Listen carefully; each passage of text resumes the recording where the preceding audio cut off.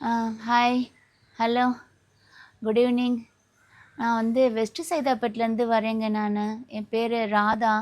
எனக்கு 49 ஏஜ் ஆகுது எனக்கு. நான் வந்து இங்க ஆக்ஸி ப்ளஸ் இது செகண்ட் டைம் வரேன் நானு இங்க. ஃபர்ஸ்ட் டைம் வர சொல்ல எனக்கு ரொம்ப அவஸ்தையா இருந்தது. இந்த ஹாஸ்பிட்டல் எனக்கு எப்படி தெரியும்னா, என் பொண்ணு தான் சொன்னா. என் பெரிய பொண்ணு தான் சொன்னா. "அம்மா இத போய் பாரும்மா, ஒன் டைம் போய் பார்த்துட்டு வா" அப்படின்னா. சரி அங்க வந்த பிறகு நான் வந்து ரொம்ப அவஸ்தைப்பட்டு எல்லா ஹாஸ்பிட்டல்லையும் நான் போயிருக்கேன். நான் சிம்ஸ் போயிருக்கேன். அப்புறமா இந்த ஆர்த்தோக்கு நெறைய போயிருக்கேன். ஆர்த்தோ ஹாஸ்பிட்டல் கிட்டத்தட்ட நான் 10 இயர்ஸா நான் பார்த்துட்டுருக்கேன் நான் இந்த முட்டி வலிக்கு. எல்லாருமே ஒரே பதில், ஒரே ஸ்டைலு, ஒரே டயலாக் தான் சொல்லியிருக்காங்க. ஆப்ரேஷன், ஆப்ரேஷன், ஆப்ரேஷன் தான் சொன்னாங்க. பட் டாக்டர் வந்து இவங்க வந்து பார்த்தீங்கன்னா, ஆப்ரேஷன் இல்ல அப்படின்னு சொன்னாங்க. என் பொண்ணு சொன்னா. "நீ ஆக்ஸி ப்ளஸ் ட்ரை பண்ணி பாருன்னு." அப்புறம் ஆக்ஸி ப்ளஸ் நானு இது செகண்ட் டைம் நான் வரேன் நானு. ஃபர்ஸ்ட் டைம் வரச்சுல ரொம்ப அவஸ்தையா இருந்தது. என்னடா இது லைஃபு! என்னதான் நம்மளுக்கு ஓரளவுக்கு பணம், காசு இருந்தாலும், உண்மையான நம்மளுக்கு கிஃப்ட் எதுன்னா, கை, கால் தான் உண்மையான கிஃப்ட்டே. அதுதான் நம்ம எங்க போனாலும் கால் நல்லா இருந்தா தானேங்க எங்க போனாலும் முடியும்.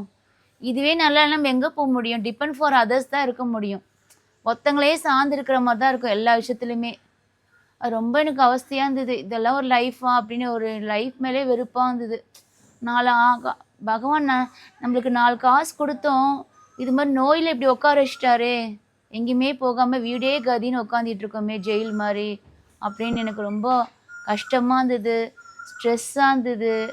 லோன்லியா இருக்கு எனக்கு. என் ஃப்ரெண்ட்ஸ்லாம் கூப்பிடுவாங்க. நாங்க அந்த கோயிலுக்கு போறோம், இந்த கோயிலுக்கு போறோம், இந்த பூஜைக்கு போறோம், அந்த பூஜைக்கு போறோன்னுவாங்க. நான் எதுலயுமே என்னால அட்டெண்ட் பண்ண முடியாது. வீட்லயே தான் இருப்பேன் நானு. ராமா, கிருஷ்ணான்னு. அப்புறம் தான் எனக்கு ஆப்ரேஷன்னா எனக்கு ஒரு பயம். நான் ஏற்கனவே எனக்கு எனக்கு நேச்சுராவே கொஞ்சம் எனக்கு பயம் ஜாஸ்தியா இருக்கு எனக்கு. லோன்லியா இருந்தா பயமா இருக்கும். அப்புறம் நைட்டு அன்டைம்னா எனக்கு பயமா இருக்கும். அதெல்லாம் எனக்கு அதான் இந்த ஆப்ரேஷனாலே எனக்கு ஒரு பயம் இருந்தது. எங்க போனாலும் இதானே சொல்றாங்கன்னு சொல்லிட்டு அப்புறம் ஆக்ஸி ப்ளஸ் வந்தேன். டாக்டர பார்த்தேன். ஃபர்ஸ்ட் டைம் வந்து டாக்டர் எனக்கு வந்து ம் இந்த கழுத்து இந்த நெக் சைட்ல எனக்கு நட்ட உடைச்சாரு எனக்கு. அப்பயே கொஞ்சம் பெயின் கொஞ்சம் ரிலீஃபா இருந்தது எனக்கு. அப்புறமா சம் எக்ஸர்சைஸ்லாம் சொல்லிக் குடுத்தாரு டாக்டர் இதெல்லாம் பண்ணுங்கன்னு. எக்ஸர்சைஸ்லாம் பண்ணிட்டு இருந்தேன் நானு. அப்புறம் இது செகண்ட் டைம் நான் வரேன்.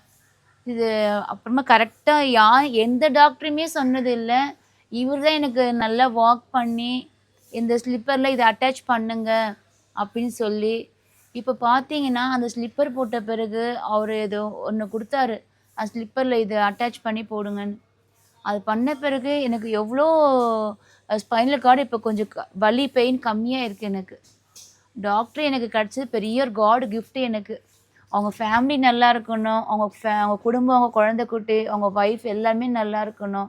அவங்க பேரண்ட்ஸ் வந்து எங்களுக்கெல்லாம் ஒரு நல்ல ஒரு என்ன சொல்றது? மனுஷ ரூபத்தில ஒரு கடவுள குடுத்துருக்காங்க அவங்க பேரண்ட்ஸ் எனக்கு. டாக்டர்னா எங்களுக்கு பெரிய காட் கிஃப்ட் சிபி டாக்டர் எங்களுக்கு. அதனால நீங்க எல்லாரும் வாங்க. ஆப்ரேஷனே இல்லாம சாரோட சின்ன சின்ன ஒரு டிப்ஸே நம்மளுக்கு வந்து மாசக்கணக்கா, வருஷக்கணக்கா மாத்திரை போடுறது வந்து, இது வந்து எவ்ளோ க்யூர் ஆயிருக்கு. நெறைய சேஞ்ச் ஆயிருக்கு. இது வந்து நம்ம வந்து வார்த்தையால சொல்றத விட, மத்தவங்க சொல்றத விட நம்ம வந்து அனுபவிச்சா தெரியும் அதெல்லாம். என்ன சொல்றது? அந்த கோயில்ல போய் தீர்த்தம் வாங்குங்க சொல்லுவாங்க. ஆனா, அந்த கோவில்ல போய் தீர்த்தம் வாங்கி குடிச்சா தான் தெரியும். அது எப்படி அது ஒரு பிரசாதமா நம்மளுக்கு ஒரு வரமா அமைஞ்சிருக்கு அப்படின்னு. அது மாரி தான் டாக்டர் வந்து நம்மளுக்கு குடுக்குறது எல்லாமே நம்மளுக்கு ஒரு வரமா, ஒரு காட் கிஃப்ட்டா நம்மளுக்கு டாக்டர் கிடைச்சிருக்காரு. அவருக்கு வந்து டாக்டர் ஹேப்பி பர்த்டே டாக்டர் எனக்கு. நீங்க வாழ்க வளமுடன். கடவுள் வந்து உங்களுக்கு இன்னும் உங்களுக்கு நெறைய ஒரு பிளெஸ்ஸிங்ஸ்லாம் குடுக்கணும். எங்கள மாரி ஆளுங்கலாம் நெறைய நீங்க க்யூர் பண்ணணும். அது நான் எனக்கு வயசு இருக்கா தெரியல. பட் நீங்க நல்லா வாழ்க வளமுடன் டாக்டர். நீங்க ஒரு பெரிய காட் கிஃப்ட் டாக்டர் எங்களுக்கு. மனுஷ ரூபத்த நீங்க ஒரு இறைவன நாங்க பார்க்குறோம் நாங்க. இதெல்லாம் ஒரு மேஜிக் இல்ல டாக்டர். பட் நீங்க இதெல்லாம் பண்றது எங்களுக்கு ரொம்ப இந்த உடம்பு வலி போறது தான் டாக்டர் எங்களுக்கு பெரிய விஷயமே உலகத்துல. அதோட ஒரு கொடுமை, அதோட ஒரு கொடிய நோய் எதுவுமே இல்ல. நோய் இல்லாத வாழ்க்கை தான் உண்மையான செல்வமே என்ன பொறுத்தவரைக்கும்.